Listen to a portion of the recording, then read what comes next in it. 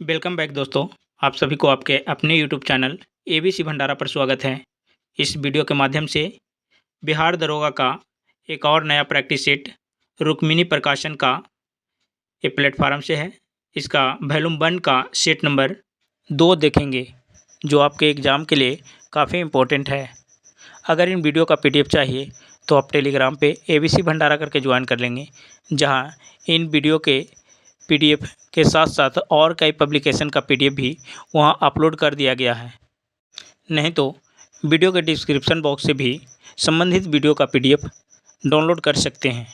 तो फ्रेंड्स, समय को गवाए बिना स्टार्ट करते हैं। राष्ट्रीय शिक्षा नीति 2020 का प्रारूप निम्न में से किसकी अध्यक्षता में गठित समिति द्वारा तैयार किया गया? राइट जो आंसर इसका हो जाएगा के कस्तूरी रंजन के द्वारा। ऑप्शन इसका के कस्तूरी रंजन। राष्ट्रीय शिक्षा नीति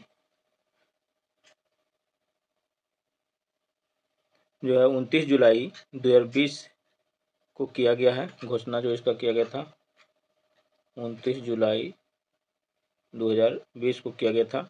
यह शिक्षा नीति नई राष्ट्रीय शिक्षा नीति 1986 का स्थान लिया है। राष्ट्रीय शिक्षा नीति 2020 के द्वारा शिक्षा का फॉर्मेट जो था 5+3+3+4 था। इस शिक्षा नीति का द्वारा पहली से 5वीं तक शिक्षा मातृभाषा में देने का प्रावधान किया गया है। स्वतंत्र भारत में प्रथम शिक्षा नीति डीएस कोठारी को संस्तुति पर 1968 ईस्वी में लाया गया था। राष्ट्रीय शिक्षा नीति जीडीपी के 6% शिक्षा क्षेत्र में निवेश करने का लक्ष्य रखा गया है। 2020 में मानव संसाधन विकास मंत्रालय का नाम बदलकर पुनः शिक्षा मंत्रालय रखा गया है। 1985 ईस्वी में बदला गया था। अगला प्रश्न जो है, अंतर्राष्ट्रीय योग दिवस इंटरनेशनल योगा डे हर वर्ष मनाया जाता है। तो ये मनाया जाता है 21 जून को। ऑप्शन इसका ये हो जाएगा राइट आंसर। कुछ इंपॉर्टेंट पॉइंट जो है, अंतर्राष्ट्रीय योग दिवस 2023 का जो थीम था वसुधैव कुटुंबकम के लिए योग था। यूएन ने भारत सरकार से के अनुरोध पर 2015 से प्रति वर्ष 21 जून को योग दिवस मनाने की घोषणा की है। योग दर्शन के जनक जो थे पतंजलि थे, और पतंजलि योग पीठ केंद्र हरिद्वार में स्थित है। बाबा रामदेव योग साधना को वर्तमान में अधिक लोकप्रिय बाबा रामदेव योग साधना को वर्तमान में अधिक लोकप्रिय बनाया है। विश्व शरणार्थी दिवस जो है 20 जून को मनाया जाता है। विश्व शरणार्थी दिवस 20 जून को मनाया जाता है। योगासनों का राजा शीर्षासन को कहा जाता है। योगासनों का जो राजा होता है इसे शीर्षासन जो है योग में उसे कहा जाता है। दुनिया का पहला योग विश्वविद्यालय बिहार के मुंगेर में स्थित है। विश्व रक्तदान दिवस जो है 14 जून को मनाया जाता है। विश्व रक्तदान दिवस 14 जून को मनाया जाता है। अगला प्रश्न जो है, प्रथम भारतीय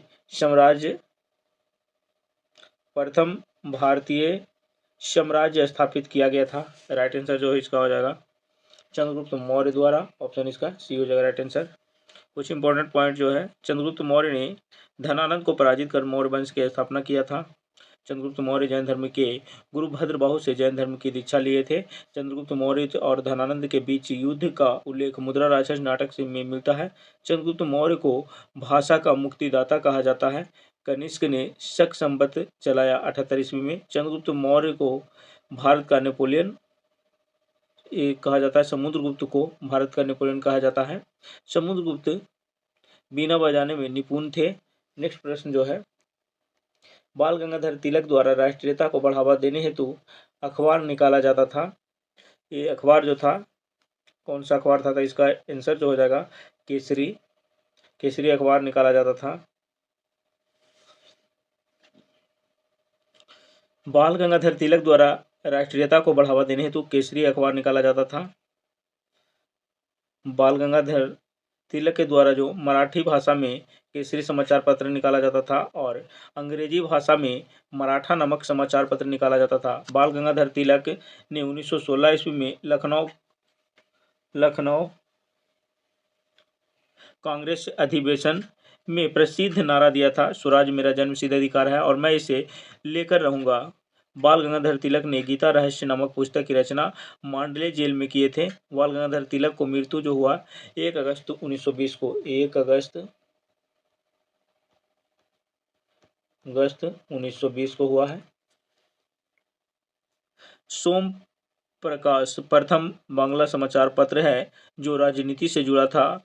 युगांतर समाचार पत्र वरिंद्र घोष और भूपेंद्र नाथ दत्त द्वारा क्रांतिकारी पत्र निकाला गया।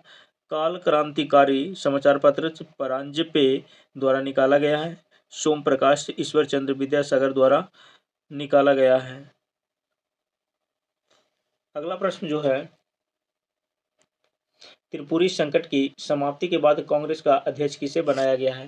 त्रिपुरी संकट के बाद कांग्रेस का अध्यक्ष किसे बनाया गया? सही उत्तर इसका जो हो जाएगा, त्रिपुरी संकट की समाप्ति के बाद कांग्रेस के अध्यक्ष राजेंद्र प्रसाद को बनाया गया है। त्रिपुरी संकट 1939 ईस्वी में आया था। त्रिपुरी मध्य प्रदेश के जबलपुर के पास अवस्थित है। सुभाष चंद्र बोस ने पट्टाभी सीतारामैया को पराजित कर 1939 ईस्वी में त्रिपुरी कांग्रेस के अध्यक्ष चुना गया है।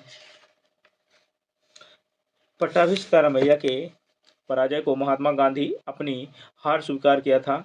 कांग्रेस कार्यकारिणी समिति के असहयोग के कारण त्यागपत्र देकर सुभाष चंद्र बोस ने फॉरवर्ड ब्लॉक पार्टी की स्थापना 1939 ईस्वी में किया था। फॉरवर्ड ब्लॉक समाजवादी विचारधारा से प्रभावित राजनीतिक दल है। सुभाष चंद्र बोस ने हरिपुरा गुजरात कांग्रेस अधिवेशन 1938 ईस्वी की अध्यक्षता किए थे।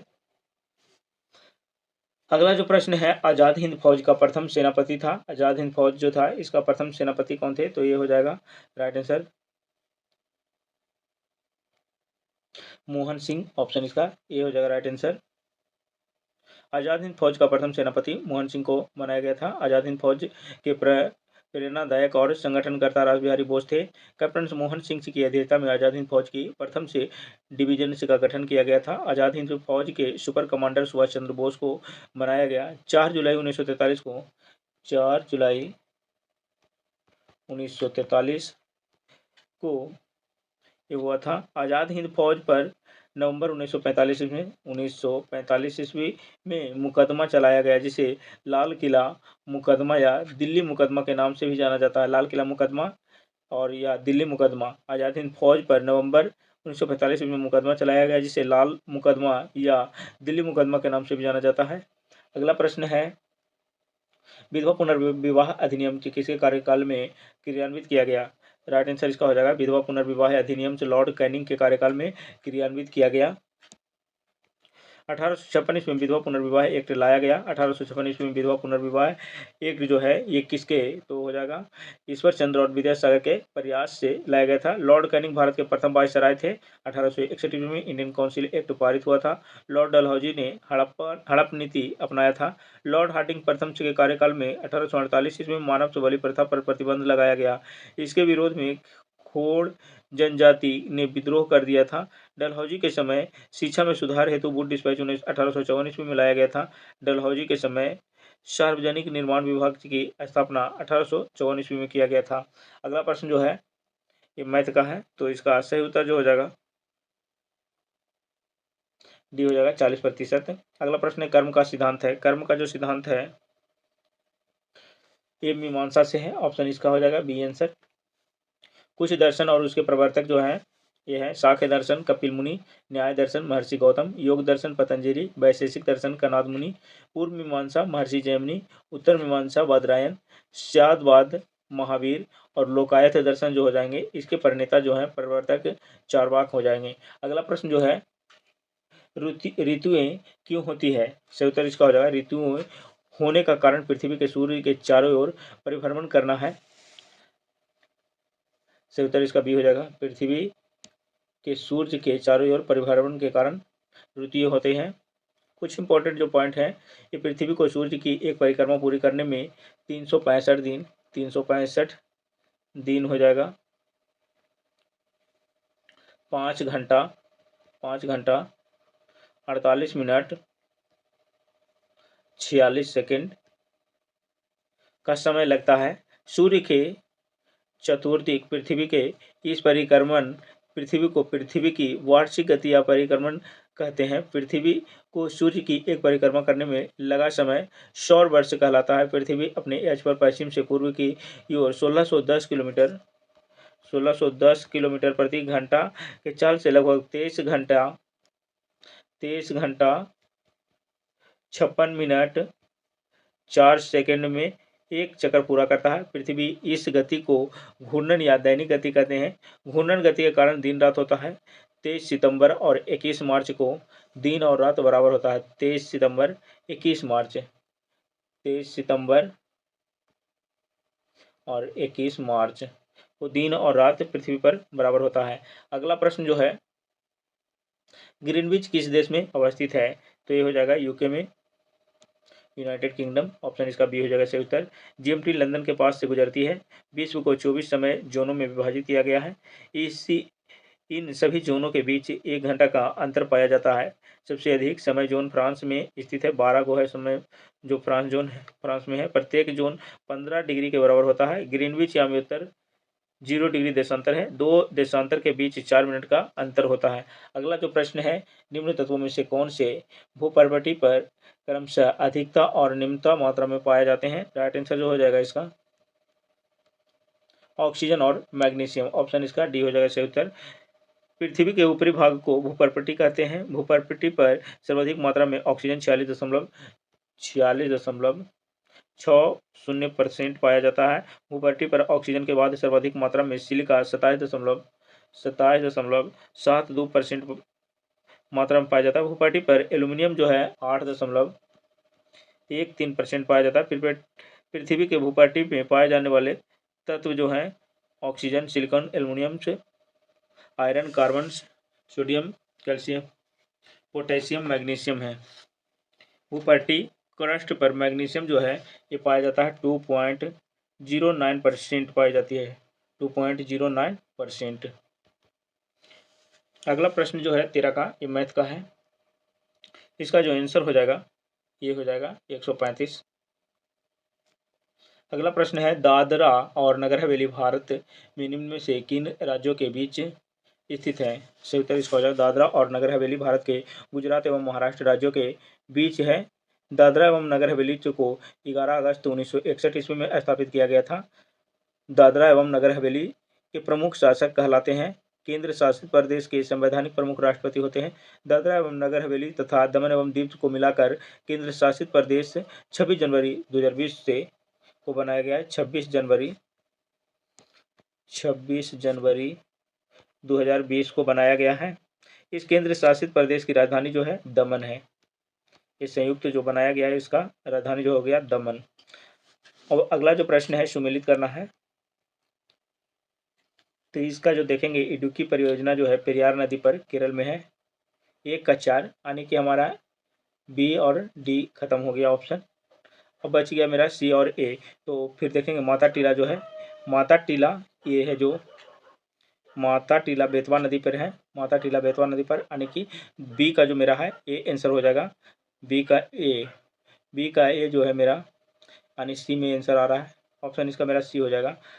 नागा अर्जुन सागर जो हो जाएगा कृष्णा नदी पे, और पोचमपाद हो जाएगा गोदावरी नदी पे।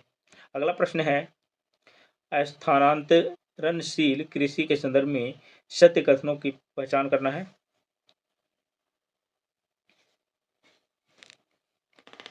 इसका राइट आंसर हो जाएगा 1 और 2 हो जाएगा। इससे भूमि की जुताई नहीं की जा सकती है। इसमें वनों को साफ कर या जलाकर कृषि की जा सकती है। ऑप्शन इसका 1 और 2 सही हो जाएगा।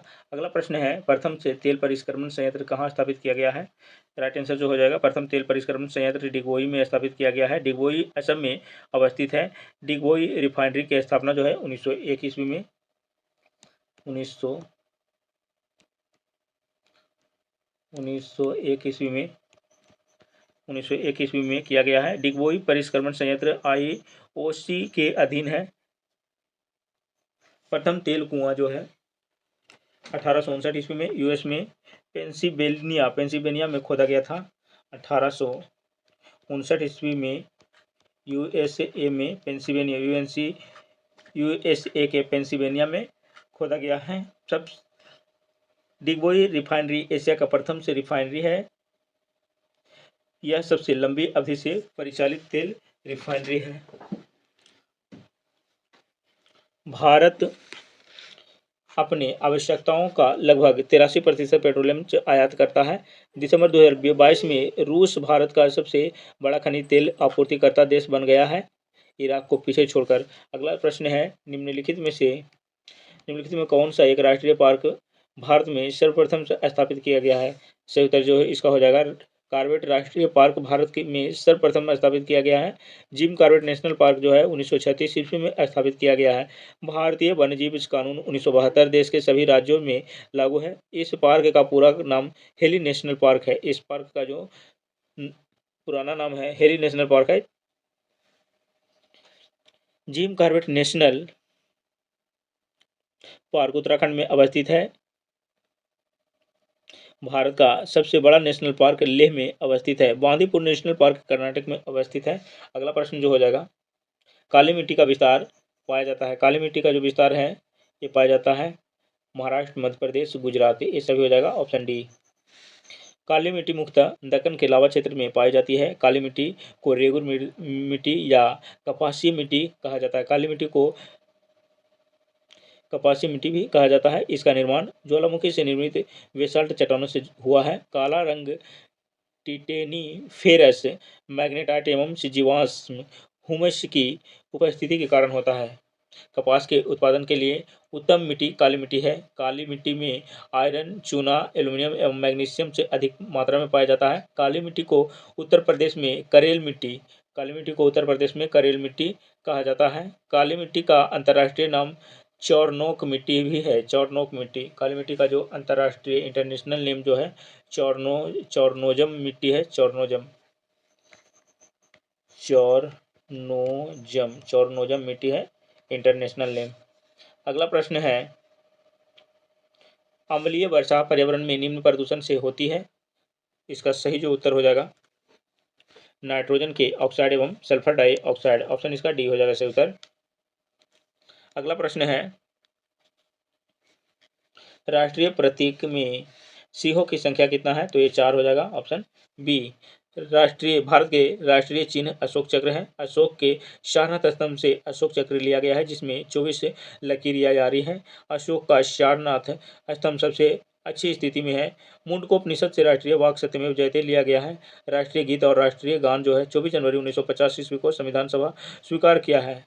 राष्ट्रीय जलीय जीव गंगा डॉल्फिन प्लाटानिस्टा गैंगेटिक को 5 अक्टूबर 2009 को स्वीकार किया गया है। राष्ट्रीय नदी गंगा नदी को 4 नवंबर 2008 को घोषित किया गया है। गंगा कार्य योजना 2008 के उद्देश्य को प्राप्त करने के लिए लाया गया है।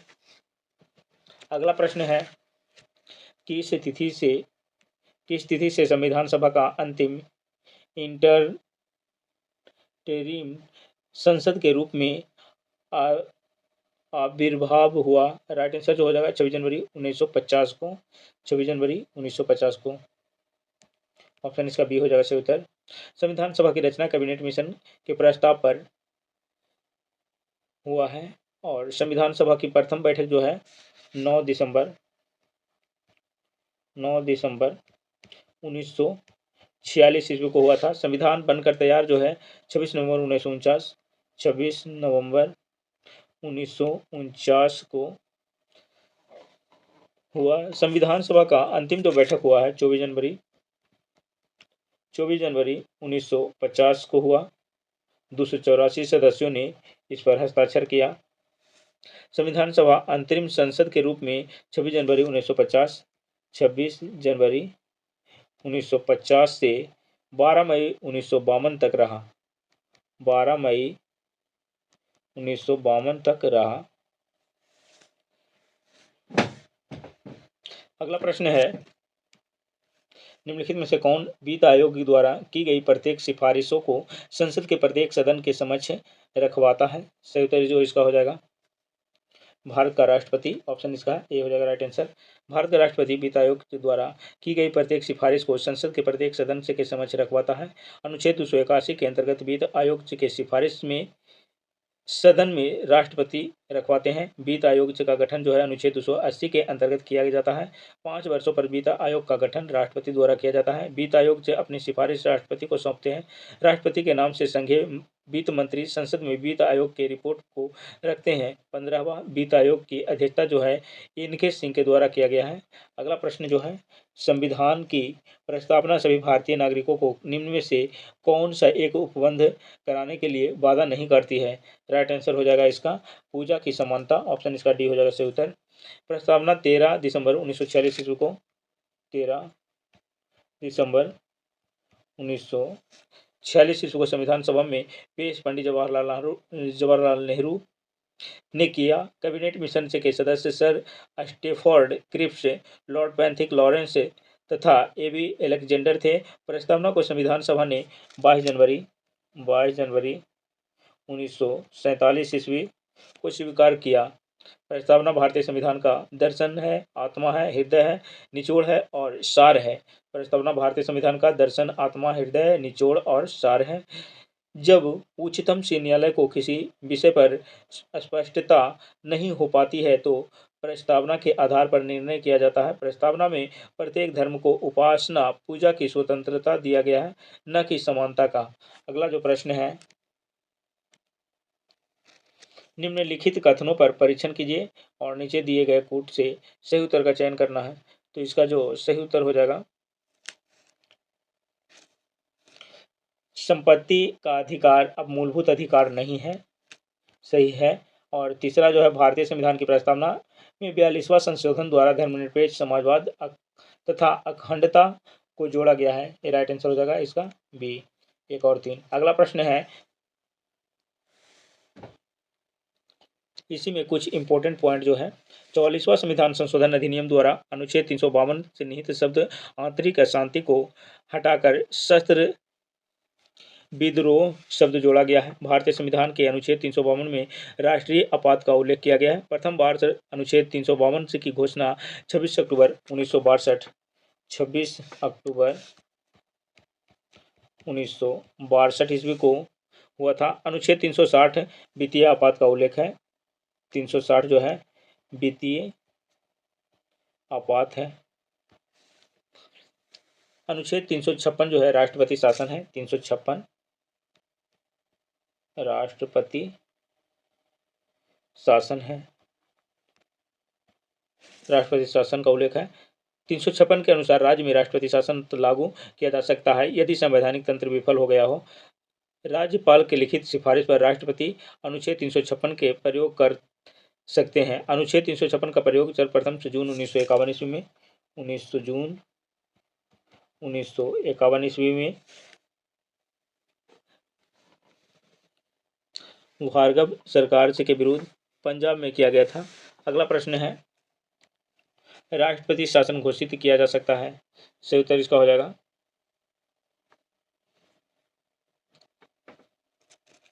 राज्यपाल की सिफारिश पर। अगला प्रश्न है,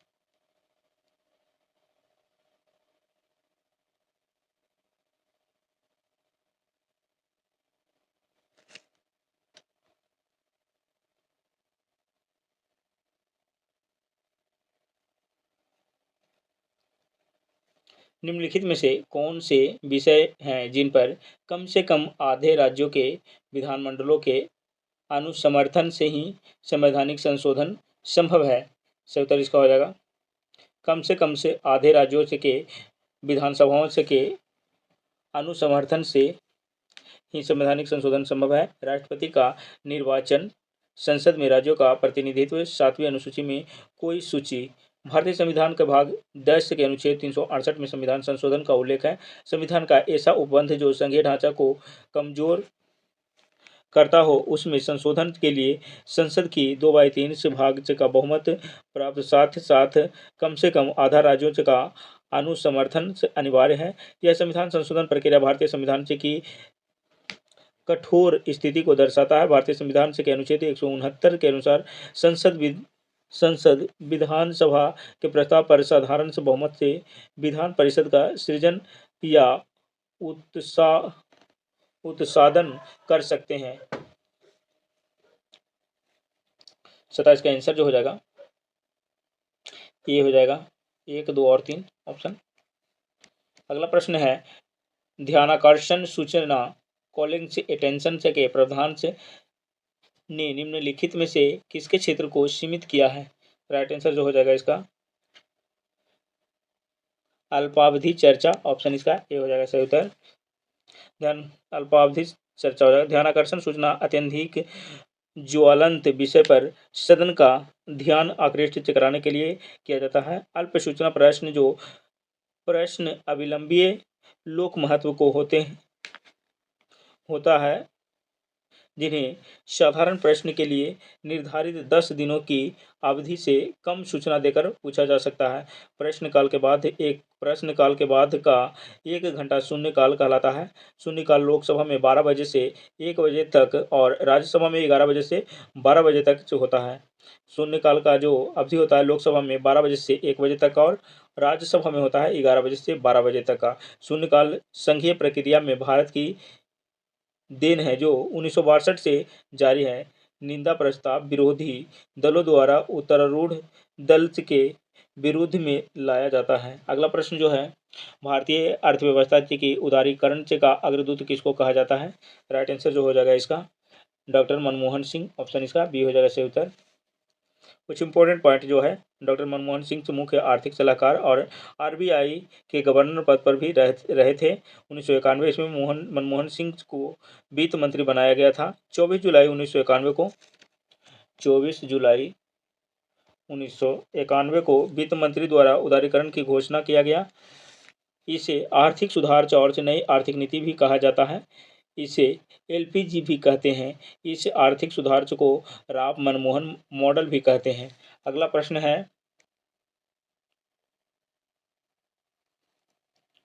एक खाद्य खुदरा श्रृंखला की बिक्री का 30% इसका जो आंसर हो जाएगा 15,000 हो जाएगा, ऑप्शन इसका डी। नीति आयोग के संरचना से संबंधित सत्य कथनों पर विचार कीजिए। इसका जो आंसर हो जाएगा बी हो जाएगा केवल एक। गवर्निंग काउंसिल के सदस्य सभी मुख्यमंत्री केंद्र शासित प्रदेश के उपराज्यपाल और प्रशासक होते हैं।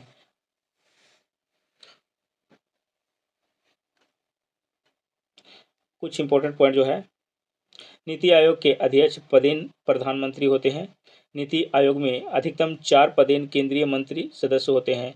योजना आयोग के स्थान पर नीति आयोग की स्थापना जो है योजना आयोग के स्थान पर नीति आयोग 1 जनवरी 2015 को किया गया है। नीति आयोग के उपाध्यक्ष डॉक्टर सुमन केबेरी हैं। नीति आयोग के उपाध्यक्ष कैबिनेट का दर्जा प्राप्त होता है। अगला प्रश्न है अब से 3 साल बाद पढ़ना। इसका जो आंसर हो जाएगा 41 वर्ष, ऑप्शन इसका ए हो जाएगा राइट आंसर 41 वर्ष। अगला प्रश्न है भारत में बहुराष्ट्रीय कंपनियों को प्रोत्साहन देना बढ़ावा देना है।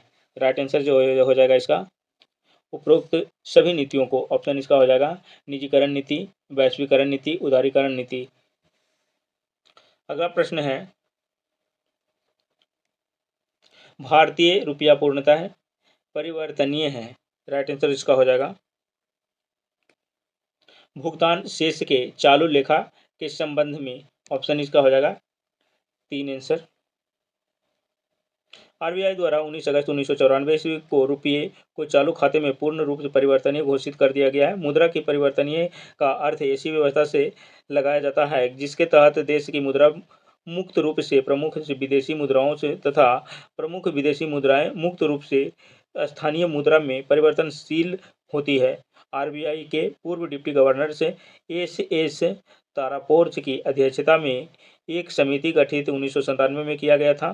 तारपोर समिति को पूंजी खाता परिवर्तनीयता पर रिपोर्ट देने के लिए बनाया गया था। विदेशी मुद्राओं में बदलने की क्षमता जो स्थानीय से वित्तीय संपत्तियों के लेन देन से के विनिमय द्वारा दरों को स्वतंत्र रूप से या बाजार द्वारा निर्धारित स्वतंत्र रूप से या बाजार द्वारा निर्धारित विनिमय दरों पर संचालित करने की क्षमता पर केंद्रित होती है, उसे पूंजी खाता परिवर्तनीयता कहते हैं। स्थानीय मुद्रा को विदेशी मुद्रा में बदलने की अनुमति बिना किसी प्रतिबंध की पूंजी खाता परिवर्तनीयता को पूंजी संपत्ति मुक्ति कैक CSC के रूप में भी किया जाना जाता है। भारत में पूंजी खाते में आंशिक परिवर्तनीयता हो सकती है। अगला प्रश्न है, सुमेलित करना है 1 से 2 के साथ है। तो विद्युत चुंबकत्व जो हो जाएगा फैराडे, ऑप्शन इसका फैराडे हो जाएगा। 1 का 2 यानी कि 1 का 2 मेरा ये जो ए और सी तो कैंसिल हो गया पहले ही। अनुवांशिकता का जो सिद्धांत है ये दिया गया है मेंडल के द्वारा, यानी 2 का जो बी का जो हो जाएगा 3, बी का 3 किस में है, तो मेरा बी आंसर होगा इसमें। जड़त्व का नियम जो है, जड़त्व का नियम ये न्यूटन के द्वारा दिया गया है और प्राकृतिक वर्ण सिद्धांत का जो दिया गया है डार्विन के द्वारा। अगला प्रश्न है, जब कठोर जल पूर्णतः वाष्पीकृत हो जाता है तो पात्र में सफेद ठोस बचा रह जाता है, यह निम्नलिखित में से किसकी उपस्थिति के कारण होता है। सही उत्तर जो इसका हो जाएगा ये सभी हो जाएगा कैल्शियम और मैग्नीशियम के कार्बोनेट, कैल्शियम और मैग्नीशियम के सल्फेट, कैल्शियम और मैग्नीशियम के क्लोराइड, ऑप्शन इसका डी हो जाएगा राइट आंसर। अगला प्रश्न है, कैप्सूल का आवरण जो बना होता है स्टार्च का बना होता है, ऑप्शन डी हो जाएगा राइट आंसर। कैप्सूल का जो आवरण बना होता है स्टार्च का, स्टार्च एक प्राकृतिक बहुलक है, स्टार्च पॉलीसेकेराइड है। इसका सूत्र जो होता है C6H10O5 इंटू N होता है। कॉर्क सुवेरिन नामक से रासायनिक पदार्थ से बनती है। बोतलों में लगाया जाने वाला कॉर्क क्यूकर सुबर नामक पौधे से प्राप्त होता है। कोशिका भित्ति सेल्यूलोज का बना होता है। प्रोटीन में नाइट्रोजन पाया जाता है, प्रोटीन में नाइट्रोजन पाया जाता है। अगला प्रश्न है, वैद्युत अपघटन में ऑक्सीकरण होता है, वैद्युत अपघटन में ऑक्सीकरण होता है, तो ये होता है इसका आंसर ये नोट पर ऑप्शन बी। कुछ इंपॉर्टेंट जो पॉइंट है, कैथोड पर अपकरण की प्रक्रिया संपन्न होती है। एनोड आयन धनायन होता है, कैथोड आयन ऋणायन होता है। विद्युत आवेश मुक्त परमाणु या परमाणुओं के समूह को आयन कहते हैं, कहा जाता है। कोई परमाणु या आयन एक या अधिक इलेक्ट्रॉनों का त्याग कर उच्च विद्युत धनात्मक अवस्था या निम्न विद्युत ऋणात्मक अवस्था में परिवर्तित होता है। इस रासायनिक प्रक्रिया को ऑक्सीकरण कहते हैं। अगला प्रश्न है, एथिलीन अणु की आकृति होती है, एथिलीन अणु की जो आकृति होता है ये हो जाएगा समतल त्रिकोणीय, ऑप्शन इसका हो जाएगा सी आंसर।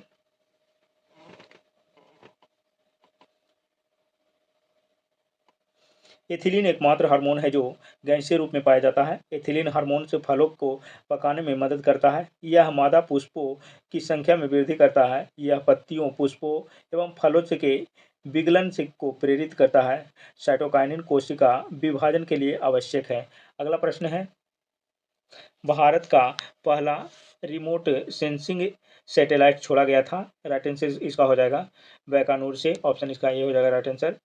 17 मार्च 1988 ईस्वी को 17 मार्च 1988 ईस्वी को बैकानूर से छोड़ा गया था। इसमें प्रक्षेपण यान बोस्तोक था। इसके द्वारा छोड़ा गया उपग्रह का नाम जो हो जाएगा IRS-1A था। भारत का प्रथम उपग्रह फिर कॉस्मिक प्रक्षेपण यान से बैकानूर से 19 अप्रैल 1975 को छोड़ा गया था। दूर संवेदी उपग्रह दूर से बिना छुए हुए जानकारी और सूचना उपलब्ध कराती है। अगला प्रश्न,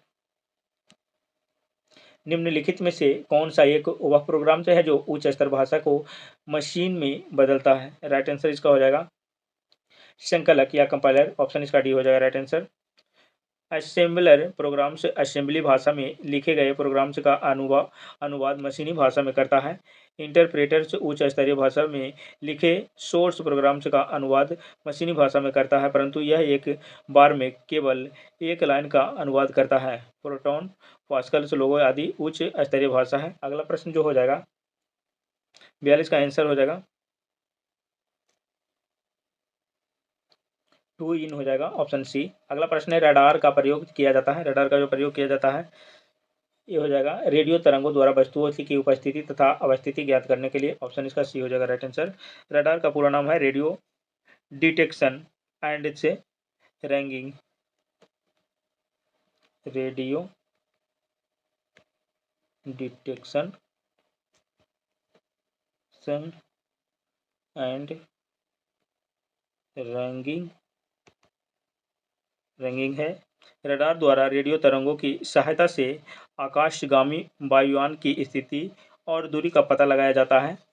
रडार से प्रेरित एवं वायुमंडल से परावर्तित तरंगों के मध्य या समयांतर ज्ञात करके वायुयान की दूरी ज्ञात की जा सकती है। रडार के आविष्कार का श्रेय जो है Robert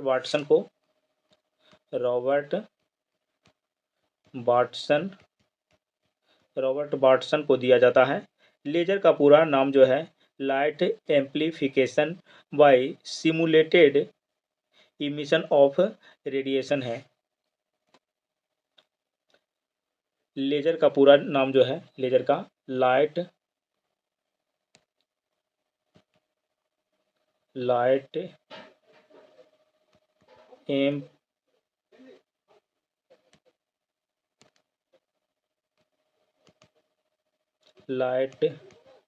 amplification by stimulated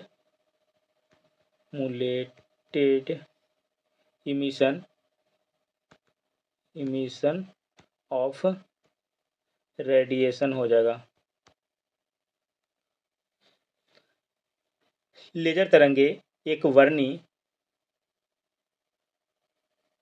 monochromatic होती है। लेजर तरंगे एक वर्णी मोनोक्रोमेटिक होती है। लेजर का निर्माण जो है थियोडर मैमन ने किया था। लेजर का निर्माण जो है ये किया गया था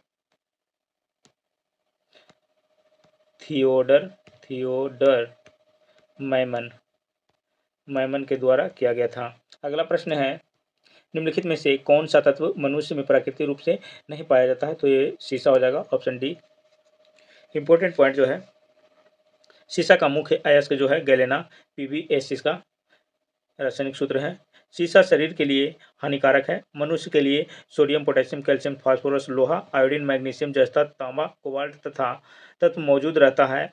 गर्भवती स्त्रियों में प्रायः कैल्शियम और आयरन की कमी हो जाती है। अगला प्रश्न है वह है रेडियो समस्थानिक जिसकी परिवहन तंत्र में खून के थक्के या का पता लगाने हेतु प्रयोग में लाया जाता है। वह है तो इसका सही उत्तर हो जाएगा सोडियम 24 हो जाएगा ऑप्शन डी।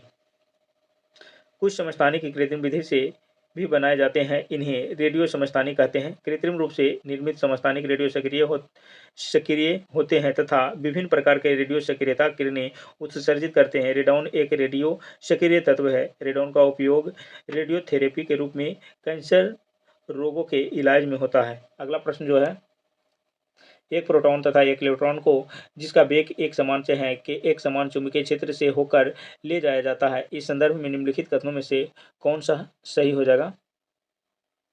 इसका राइट आंसर हो जाएगा प्रोटॉन तथा इलेक्ट्रॉन पर समान और विपरीत बल होते हैं। ऑप्शन इसका ये हो जाएगा राइट आंसर। अगला प्रश्न है नवजात शिशु को ट्रिपल एंटीजन वैक्सीन निम्नलिखित में से किन रोगों से प्रतिरक्षा करने के लिए लगाई जाती है। राइट आंसर इसका हो जाएगा ये कुकर खांसी टिटनेस और डिप्थीरिया रोग से बचाने के लिए लगाया जाता है। इंपॉर्टेंट पॉइंट जो है काली खांसी रोग हीमोफिलस पर्टूसिस नामक जीवाणु से होता है। डिप्थीरिया रोग का कारण से कोरोनी बैक्टीरियम से डिप्थीरिया नामक जीवाणु है। तपेदिक रोग का कारण से माइकोबैक्टीरियम ट्यूबरकुलोसिस नामक जीवाणु है। इन तीनों रोगों के लिए डीपीटी का टीका लगाया जाता है। डीपीटी का पूरा नाम है डिप्थीरिया पर्ट्यूसिस एवं टिटनस है। अगला प्रश्न जो है गहरे समुद्र के गोताखोर निम्न में से किस एक गैस मिश्रण का उपयोग करते हैं। तो हीलियम और ऑक्सीजन मिश्रण का उपयोग करते हैं। ऑप्शन इसका ए हो जाएगा राइट आंसर। नेक्स्ट प्रश्न है इसमें कुछ इंपॉर्टेंट जो पॉइंट है ऑक्सीजन सिलेंडर में भी हीलियम और ऑक्सीजन मिश्रण से गैस का प्रयोग किया जाता है। कृत्रिम ऑक्सीजन से देने में इसका प्रयोग से किया जाता है। सोनार से का प्रयोग समुद्र के अंदर उपस्थित वस्तुओं के संकेत के लिए करते हैं। हाइड्रोजन और ऑक्सीजन से के तरल अवस्थाओं में रॉकेट में प्रयोग किया जाता है। अगला प्रश्न जो है, खानों में विस्फोटों का सबसे महत्वपूर्ण कारण क्या है? राइट आंसर जो हो जाएगा इसका, तो मीथेन का हवा से मिलना हो जाएगा, ऑप्शन सी, मीथेन का हवा से मिलना हो जाएगा। डायनामाइट का आविष्कार अल्फ्रेड नोबेल के द्वारा 1867 ईस्वी में किया गया है। डायनामाइट का आविष्कार अल्फ्रेड नोबेल के द्वारा 1867 ईस्वी में किया गया है। डायनामाइट के द्वारा पहाड़ों खानों में विस्फोट करवाया जाता है। मीथेन से गैस को मार्स गैस भी कहते हैं। मार्स गैस का अणुसूत्र जो होता है CH4 होता है। बायोगैस का मुख्य भाग मीथेन गैस है एवं कार्बन डाइऑक्साइड है। अगला प्रश्न जो हो जाएगा, भारहीनता में जल को किस विधि द्वारा गर्म किया जाता है? सही उत्तर इसका हो जाएगा, भारहीनता में जल को जो गर्म किया जाता है वो हो जाएगा विकिरण, ऑप्शन इसका ये हो जाएगा राइट आंसर। भारहीनता की स्थिति में गुरुत्वीय त्वरण से का मान शून्य हो जाता है। द्रव एवं गैस सामान्य स्थिति में संवहन विधि द्वारा गर्म होता है। भारहीनता में वस्तु का आभासी भार शून्य होता है। वस्तु का भार वह बल है जिससे किसी वस्तु को पृथ्वी अपने केंद्र की ओर खींचती है। उत्प्लावनता बल वस्तु के भार को घटा देता है। भार को कमानीदार तुला द्वारा मापा जाता है। भार का मान प्रत्येक स्थान पर बदलता रहता है। अगला प्रश्न है, जब आँख में धूल जाती है तो उसका कौन सा अंग सूज जाता है? तो इसका हो जाएगा नेत्र अश्लेष्मा कंजक्टिवा हो जाएगा, ऑप्शन इसका सी हो जाएगा राइट आंसर। कुछ इंपॉर्टेंट पॉइंट जो है, आंख शरीर का एक महत्वपूर्ण अंग है जो कैमरे की भांति कार्य करती है। आंख के बाहर से एक कठोर और अपारदर्शी श्वेत झिल्ली ढकी रहती है जिसे दृष्टि पटल या स्क्लेरोटिक कहते हैं। दृढ़ पटल के सामने वाला भाग कुछ उभरा रहता है जिसे कॉर्निया कहते हैं। नेत्रदान में कॉर्निया दान दिया जाता है। नेत्रदान में कॉर्निया दान दिया जाता है। कॉर्निया के पीछे एक रंगीन अपारदर्शी झिल्ली का पर्दा होता है जिसे आइरिस कहते हैं। आइरिस के बीच में एक छेद होता है जिसे आंख की पुतली अथवा नेत्र तारा कहते हैं। अगला प्रश्न जो है, निम्नलिखित में से कौन मानव शरीर को संक्रमण के विरुद्ध संघर्ष करने में सहायता करते हैं? राइट आंसर इसका हो जाएगा श्वेत रुधिर कोशिका, ऑप्शन इसका सी हो जाएगा सही उत्तर। WBC का आकार एवं संरचना में अमीबा के समान होता है। इसमें केंद्रक होते हैं। WBC का निर्माण अस्थिमज्जा, लिम्फोसाइट, कभी कभी यकृत एवं प्लीहा में भी होता है। न्यूट्रोफिल्स कनिकाएं रोगाणुओं तथा जीवाणुओं का भक्षण करती है। RBC का मुख्य कार्य जो है ऑक्सीजन का आपूर्ति शरीर में करना है तथा CO2 को वापस लाना है। नेक्स्ट प्रश्न है, त्वचा का रंग निर्धारित करने वाले वार्निक से मेलानिन से के संबंध में निम्न में से कौन से कथन सत्य है? राइट आंसर इसका हो जाएगा, इसी यह परावैंगिक प्रकाश के लिए अपारदर्शक होता है। इंपॉर्टेंट पॉइंट जो है, मेलानिन की अधिकता से त्वचा का रंग काला हो जाता है। मेलानिन की अधिकता के कारण जो है त्वचा का रंग जो है काला हो जाता है। बाल का सफ़ेद होना मेलेनिन की कमी के कारण होता है। त्वचा में पाई जाने वाली तैलीय ग्रंथियां एवं सफ़ेद ग्रंथियां क्रमशः सीबम एवं पसीने का स्रावन करती है। अगला प्रश्न जो है, वास्तविक सूर्योदय के थोड़ा पहले दृश्यमान होता है। राइट आंसर इसका हो जाएगा वायुमंडलीय अपवर्तन, ऑप्शन इसका डी हो जाएगा। इंपॉर्टेंट पॉइंट जो है, प्रकाश के रंग का तरंगदैर्घ्य अधिक होती है तो इसका प्रकीर्णन कम होता है। जब प्रकाश की किरणें एक पारदर्शी माध्यम से दूसरे पारदर्शी माध्यम में प्रवेश करती है तो दोनों माध्यमों को अलग करने वाले तल पर अभिलंबवत आपतित होने पर बिना मुड़े सीधे निकल जाता है। जब एक माध्यम पर तिरछी आपतित होने पर वे अपने मूल दिशा में विचलित हो जाता है। इस घटना को प्रकाश का अपवर्तन कहा जाता है। प्रकाश का रंग नीला प्रकाश के प्रकीर्णन के कारण होता है। प्रकाशिक तंतु ऑप्टिकल से फाइबर से पूर्ण आंतरिक परावर्तन के सिद्धांत पर कार्य करता है। अगला प्रश्न जो है, निम्नलिखित संस्थानों पर विचार करना है। इसका जो सही उत्तर हो जाएगा, भौतिक अनुसंधान प्रयोगशाला और अंतरिक्ष अनुप्रयोग केंद्र जो है ये अहमदाबाद में है, ऑप्शन इसका बी हो जाएगा राइट आंसर। अगला प्रश्न जो है, निम्नलिखित में से कौन सा संयुक्त राष्ट्र संघ का प्रमुख अंग नहीं है? सही उत्तर इसका हो जाएगा खाद्य एवं कृषि संगठन जो है यह संयुक्त राष्ट्र संघ का अंग नहीं है। संयुक्त राष्ट्र संघ का जो 6 अंग है वो है महासभा, सुरक्षा परिषद, आर्थिक एवं सामाजिक परिषद, न्याय परिषद, अंतर्राष्ट्रीय न्यायालय और सचिवालय। अगला प्रश्न इसी में है, महासभा को विश्व की लघु संसद भी कहते हैं। महासभा को विश्व का लघु संसद भी कहा जाता है। सुरक्षा परिषद में 15 सदस्य होते हैं। FAO की स्थापना जो है 16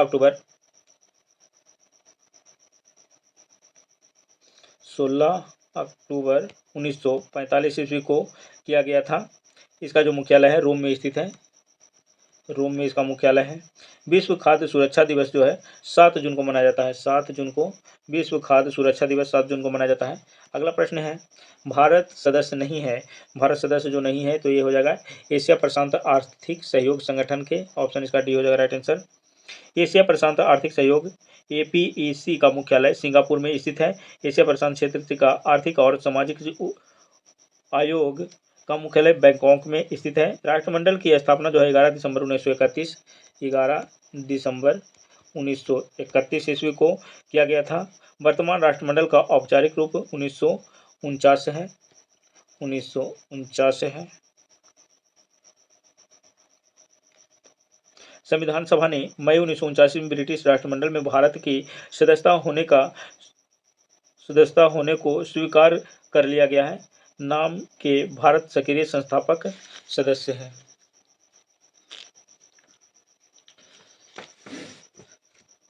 नाम की स्थापना जो हुआ है 1961 में हुआ है। सार्क का भारत सबसे महत्वपूर्ण संस्थापक सदस्य है। सार्क का भारत सबसे महत्वपूर्ण संस्थापक सदस्य है। सार्क की स्थापना जो है 8 दिसंबर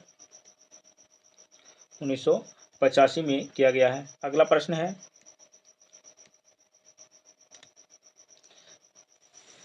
ग्लिम्पसेज ऑफ वर्ल्ड हिस्ट्री पुस्तक के रचयिता कौन है। राइट आंसर इसका हो जाएगा जवाहरलाल नेहरू। ऑप्शन इसका बी हो जाएगा राइट आंसर। कुछ इंपॉर्टेंट पॉइंट है, डिस्कवरी ऑफ इंडिया पुस्तक भी पंडित जवाहरलाल नेहरू के द्वारा लिखी गई है। एस राधाकृष्णन ने इंडियन फिलॉसफी, धर्म और समाज, द प्रिंसिपल उपनिषद आदि पुस्तक लिखी हैं। अबुल कलाम आज़ाद ने 1912 ईस्वी में अल हिलाल पत्र का और 1915 ईस्वी में अल बालाग पत्र का संपादन किया है। इंडिया विदिन फ्रीडम पुस्तक के लेखक अबुल कलाम आज़ाद हैं। मेरी कहानी पुस्तक के लेखक जो हैं पंडित JL नेहरू हैं। कांग्रेस का इतिहास पट्टाभी सीतारामैया द्वारा लिखी गई है। हिंट्स फॉर सेल्फ कल्चर का रचयिता जो है लाला हरदयाल हैं। हिंट्स ऑफ सेल्फ कल्चर का रचयिता जो है लाला हरदयाल हैं। अगला प्रश्न है, इसरो का पूर्ण रूप है। इसरो का जो पूर्ण रूप है Indian Space Research Organisation. Option इसका बी हो जाएगा इससे उत्तर। इसकी स्थापना जो है 15 अगस्त 1969 ईस्वी को हुआ है। अंतरिक्ष विभाग की स्थापना 1972 ईस्वी को हुआ है। अंतरिक्ष आयोग की स्थापना जो है 1972 ईस्वी में। वर्ष 1983 ईस्वी में स्थापित इनसैट प्रणाली बहुउद्देशीय कार्यरत उपग्रह प्रणाली है। इसरो ने 10 फरवरी 2023 को SSLV-D2 का लॉन्च किया है, जिससे EOS 7 सैटेलाइट भेजा गया है। अगला प्रश्न है, विश्व खाद्य दिवस वर्ल्ड फूड डे प्रतिवर्ष किस तारीख को मनाया जाता है।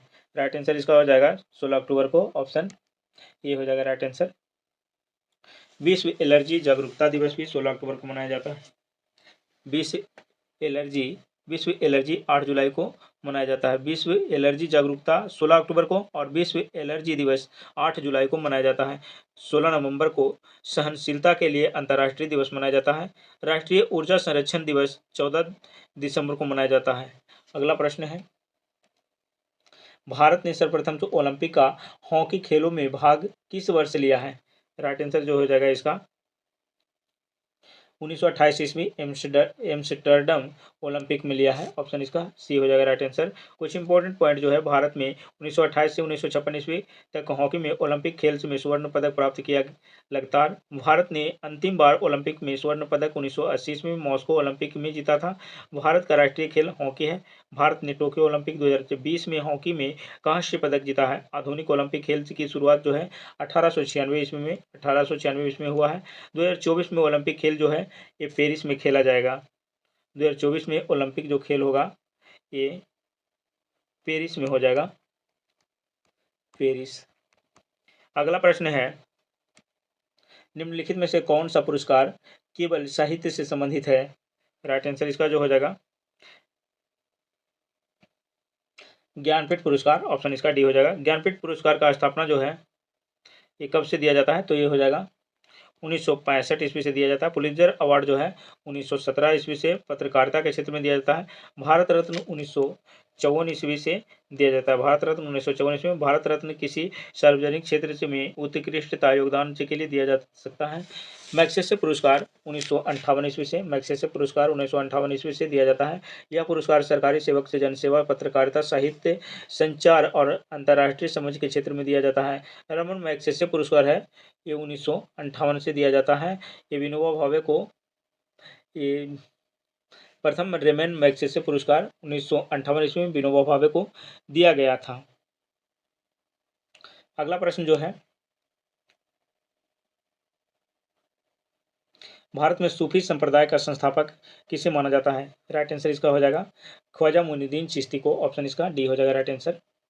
भारत में सूफी संप्रदाय का संस्थापक ख्वाजा मुइनुद्दीन चिश्ती है। भारत में सबसे प्राचीन और सबसे लोकप्रिय संप्रदाय चिश्ती संप्रदाय है। चिश्ती संप्रदाय की स्थापना जो है 1190 से 92 ईस्वी के बीच अजमेर में ख्वाजा मुइनुद्दीन चिश्ती ने किया है। सूफी संप्रदाय को सिलसिले कहा जा गया है। सूफी संत के गुरु को पीर और शिष्य को मुरीद कहा गया है। गुरु को पीर और शिष्य को मुरीद कहा गया है। सूफी के निवास स्थान को खानकाह कहा गया है। सूफी संत निजामुद्दीन औलिया का संबंध सूफी संत निजामुद्दीन औलिया का संबंध गयासुद्दीन तुगलक से खराब था। ख्वाजा कुतुबुद्दीन बख्तियार काकी कुतुबुद्दीन ऐबक के गुरु थे।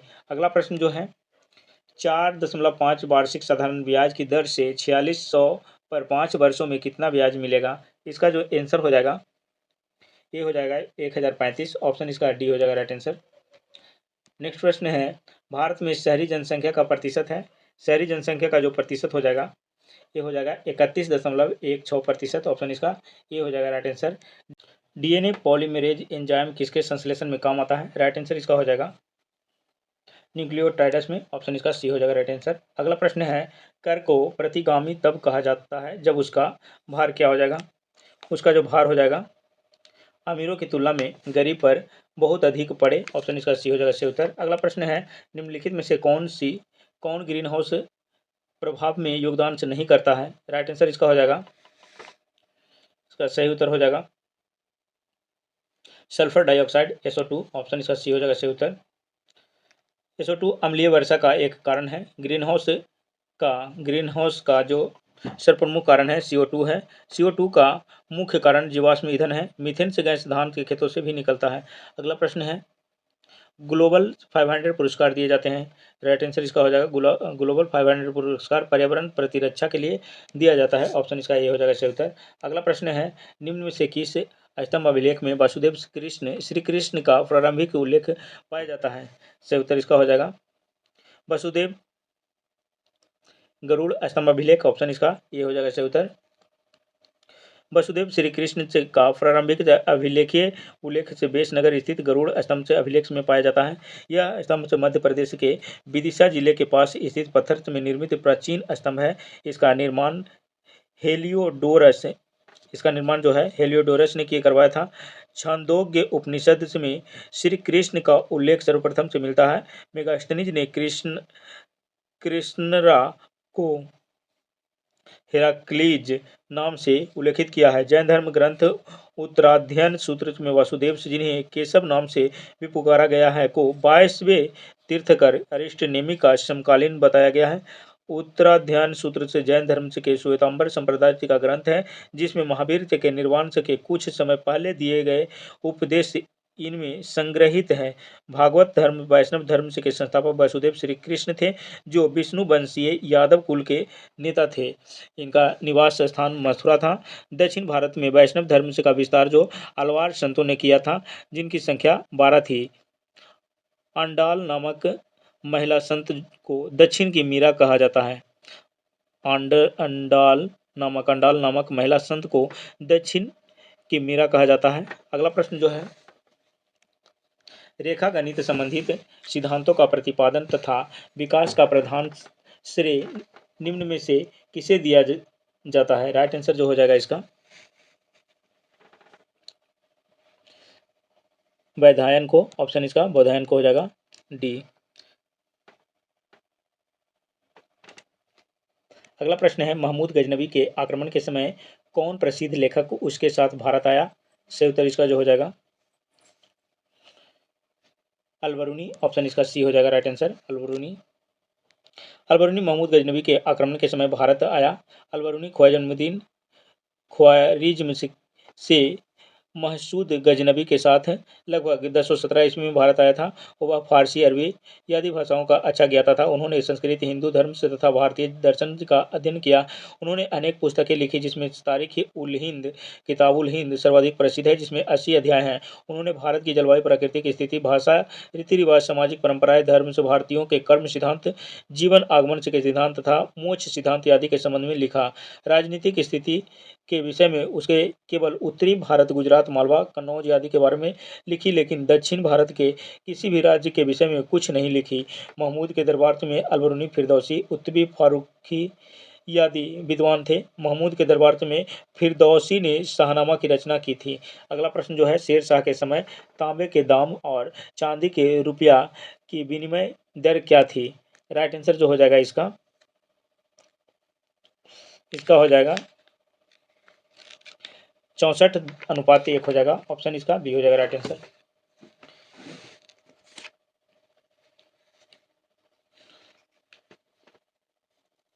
अगला प्रश्न है, हुआ आंदोलन किस प्रकृति का था? राइट आंसर इसका हो जाएगा ए क्रांतिकारी धार्मिक था, ऑप्शन इसका बी हो जाएगा सही उत्तर। अगला प्रश्न है, मार्च 1946 में फ्रांस एवं वियतनाम के बीच होने वाला समझौता किस नाम से जाना जाता है? सही उत्तर इसका हो जाएगा हनोई समझौता, ऑप्शन इसका सी हो जाएगा सही उत्तर। 6 मार्च 1946 में फ्रांस एवं से वियतनाम से के बीच होने वाला समझौता हनोई समझौता के नाम से जाना जाता है।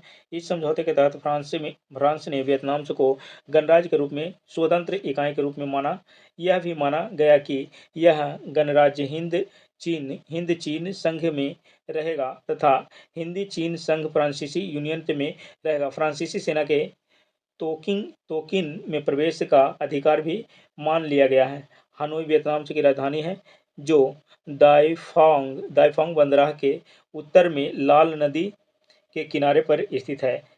अगला प्रश्न है, निम्न में से किसने वर्ष 1921 ईस्वी में रूस में नई आर्थिक नीति को लागू किया था?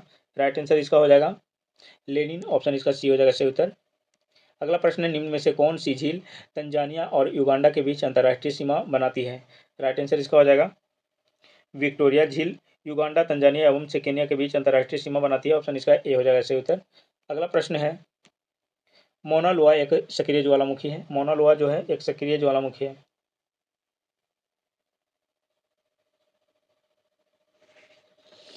ऑप्शन इसका हो जाएगा हवाई द्वीप का, ऑप्शन इसका ए हो जाएगा राइट आंसर। अगला प्रश्न है,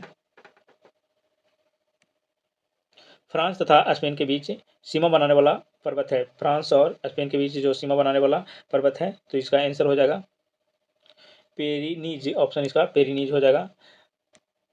खुले नदमुखों के धंसान से संबंधित तट है। राइट आंसर इसका हो जाएगा रिया, ऑप्शन इसका ए हो जाएगा सही उत्तर रिया। खुले नदमुखों के घनसान से संबंधित रिया तट है। नदियों द्वारा अपर्दित पदभूमि उच्च भूमि के धंस जाने से रिया तट का निर्माण होता है। ये भी आकार की घाटी तथा ढलुए किनारे वाली होती है। इसकी गहराई समुद्र की ओर क्रमशः बढ़ती जाती है। प्रायद्वीपीय भारत के पश्चिमी तट का उत्तरी भाग से रिया तट का अच्छा उदाहरण है। उत्तर पश्चिमी स्पेन तट तथा दक्षिण से पश्चिम से आयरलैंड का तट जो रिया तट का उदाहरण है। नॉर्वे का तट से फियोर्ड तट का उदाहरण है।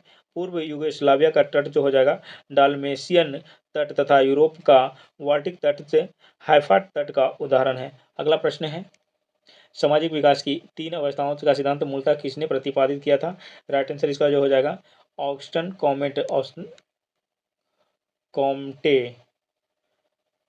कॉम्टे के द्वारा किया गया था। ऑगस्टन कॉम्टे को समाजशास्त्र के जनक के रूप में जाना जाता है। इन्होंने तथ्यवाद के विचार का प्रतिपादन किया था। ऑगस्ट कॉम्टे एक प्रसिद्ध फ्रांसीसी दार्शनिक से एवं से लेखक थे। इनका जन्म जो है 19 जनवरी 1778 ईस्वी में फ्रांस के मोंटपेलियर शहर में हुआ था। इस सिद्धांत के अनुसार समग्र रूप से समाज मानसिक रूप से कल्पित तीन चरणों में मध्यम से विकसित होता है: धार्मिक चरण, आध्यात्मिक चरण और सकारात्मक चरण। अगला प्रश्न है, सामाजिक स्थिरता और सामाजिक गतिकी का सिद्धांत किसके द्वारा प्रस्तुत किया गया? राइट आंसर इसका हो जाएगा ऑगस्ट कॉम्टे के द्वारा। ऑप्शन इसका बी हो जाएगा सही उत्तर।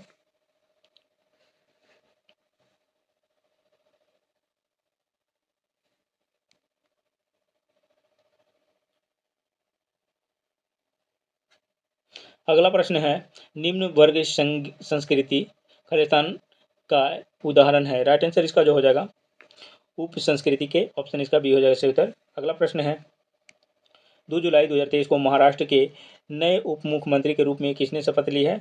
सही उत्तर इसका हो जाएगा अजीत पवार। ऑप्शन इसका सी हो जाएगा सही उत्तर, अजीत पवार। जुलाई 2023 में राष्ट्रीय उपभोक्ता विवाद निवारण आयोग का अध्यक्ष किसे नियुक्त किया गया है? राइट आंसर इसका जो हो जाएगा एपी शाही को। ऑप्शन इसका डी हो जाएगा राइट आंसर, एपी शाही। अगला प्रश्न है, ग्लोबल पीस इंडेक्स 2023 में दुनिया का सबसे शांतिपूर्ण देश किसे घोषित किया गया है? राइट आंसर इसका हो जाएगा आइसलैंड को किया गया है। इस सूचकांक में शामिल कुल 163 देशों की रैंकिंग में भारत का जो स्थान है 126वां है। उबिनाश ज्वालामुखी में विस्फोट के कारण किस देश ने आपातकाल की घोषणा की है? राइट आंसर इसका हो जाएगा, इसका जो घोषणा किया है पेरू ने किया है। ऑप्शन इसका बी हो जाएगा सही उत्तर। अगला प्रश्न है, भारत के बाहर पहला आईआईटी परिसर किस देश में स्थापित किया जाएगा? राइट आंसर इसका जो हो जाएगा दक्षिण अफ्रीका में। ऑप्शन इसका बी हो जाएगा राइट आंसर। अगला प्रश्न है, AIFF men's footballer players of the year 2022 किसे नामित किया गया है? सही उत्तर इसका जो हो जाएगा ये किया गया है ललियान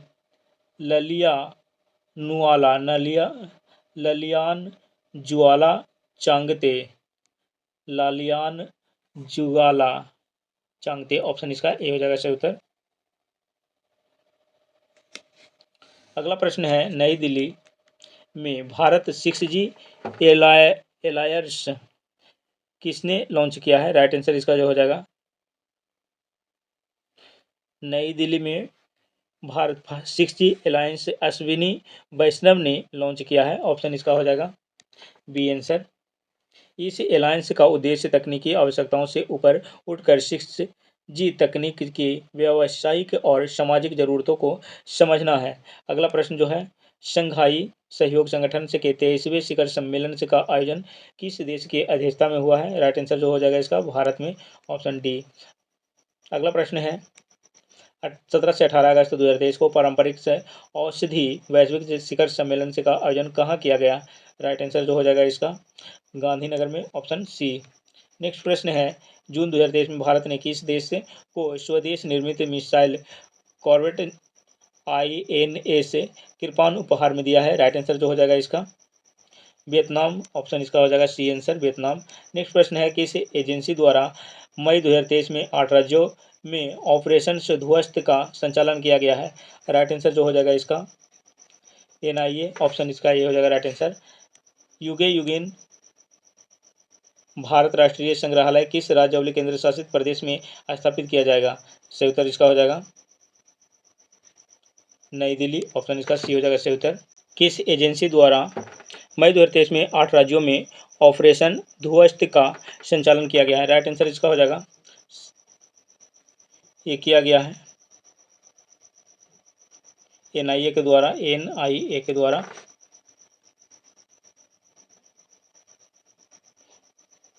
युगेन भारत राष्ट्रीय संग्रहालय किस राज्य केंद्र शासित प्रदेश में स्थापित किया जाएगा? राइट आंसर इसका हो जाएगा नई दिल्ली में। ऑप्शन इसका सी हो जाएगा सही उत्तर। जगानुक चेबुदम कार्यक्रम किस राज्य में चलाया गया है? सही उत्तर इसका हो जाएगा आंध्र प्रदेश में। Option A. अगला प्रश्न है, 3D printed super Allianz GRX 810 किस देश ने विकसित किया है? सही उत्तर इसका हो जाएगा अमेरिका। ऑप्शन इसका डी हो जाएगा राइट आंसर। किस भारत राज्य ने डॉक्टर BR अम्बेडकर पुरस्कार की घोषणा की है? राइट आंसर इसका हो जाएगा तेलंगाना। ऑप्शन इसका सी हो जाएगा सही उत्तर। तेलंगाना सरकार ने इस पुरस्कार हेतु 51 करोड़ का कोष बनाने की घोषणा की है। अगला प्रश्न है, मार्च 2023 में किस देश में 30 वर्षों में पहली बार से पोलियो के मामले दर्ज किए गए हैं? राइट आंसर इसका हो जाएगा बुरुंडी। ऑप्शन इसका बी हो जाएगा सही उत्तर। नेक्स्ट प्रश्न है, MD-15 बसों का प्रायोगिक परीक्षण और M100 100% मेथनॉल का प्रोटोकॉल किस शहर में लॉन्च किया गया है? राइट आंसर जो हो जाएगा इसका बेंगलुरु में। ऑप्शन इसका ए हो जाएगा राइट आंसर। इस बसों को तैयार करने में BMTC नीति आयोग IOC और अशोक लीलैंड का महत्वपूर्ण योगदान है।